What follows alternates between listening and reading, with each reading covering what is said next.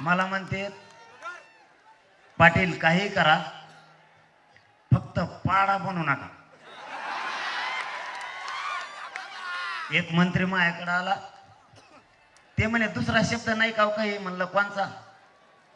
ते म्हणले तुम्ही पाडा मानले इकडं धसकून काळजात होत. आमचे का पडानात म्हणे, पण पाडा म्हणू नका, दुसरं काहीतरी म्हणा.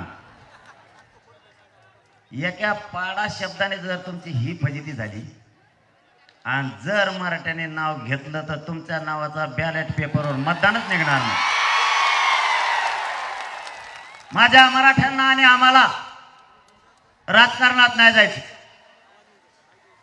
माझ्या सामान्य करोडो मराठ्यांचा लेख समाजाचा उद्देश आहे, समाजाला आरक्षण मिळावं. दुसरा उद्देश आमचा नाहीये. एकच उद्देश आमच्या डोळ्यासमोर आहे. करोडोना मराठा समाजाचे लेकरं मोठे झाले पाहिजेत आणि आम्हाला आरक्षण पाहिजे. आमचं कोणाचीही राजकारण करायची इच्छा नाही. पण जर आम्हाला राजकारणाकडे तुम्ही ओढलं, तुमची फजिती तुम्ही तुमचा उद्योग बघून घ्या.